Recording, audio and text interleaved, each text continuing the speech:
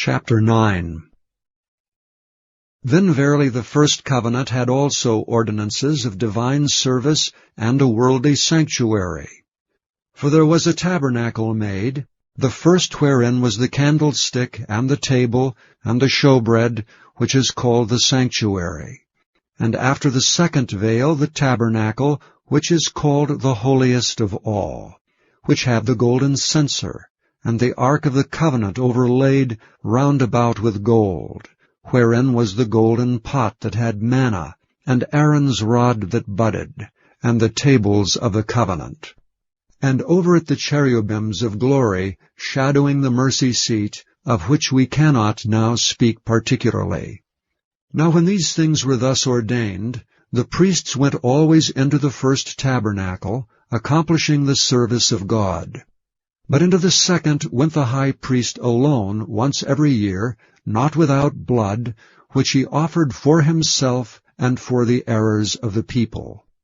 The Holy Ghost this signifying, that the way into the holiest of all was not yet made manifest, while as the first tabernacle was yet standing, which was a figure for the time then present, in which were offered both gifts and sacrifices, that could not make him that did the service perfect, as pertaining to the conscience, which stood only in meats and drinks and divers washings, and carnal ordinances, imposed on them until the time of Reformation.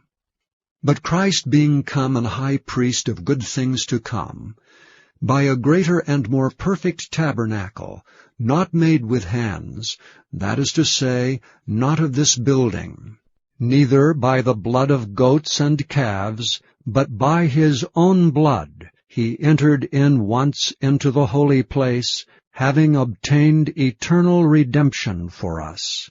For if the blood of bulls and of goats, and the ashes of an heifer sprinkling the unclean sanctifieth to the purifying of the flesh, how much more shall the blood of Christ, who through the eternal Spirit offered himself without spot to God, purge your conscience from dead works to serve the living God? And for this cause he is the mediator of the New Testament, that by means of death, for the redemption of the transgressions that were under the first testament, they which are called might receive the promise of eternal inheritance.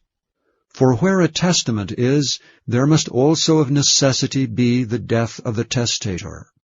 For a testament is of force after men are dead. Otherwise it is of no strength at all while the testator liveth. Whereupon neither the first testament was dedicated without blood.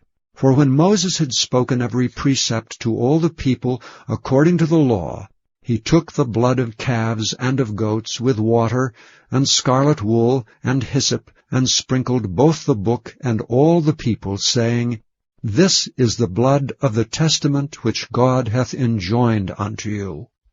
Moreover he sprinkled with blood both the tabernacle and all the vessels of the ministry. And almost all things are by the law purged with blood, and without shedding of blood is no remission.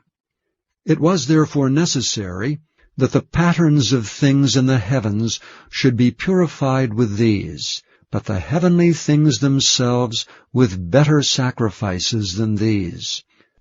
For Christ is not entered into the holy places made with hands, which are the figures of the true, but into heaven itself, now to appear in the presence of God for us.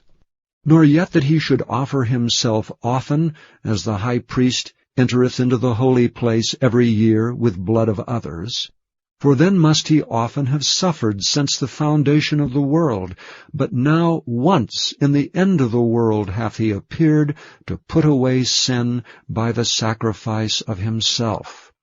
And as it is appointed unto men once to die, but after this the judgment, so Christ was once offered to bear the sins of many, and unto them that look for him shall he appear the second time without sin unto salvation.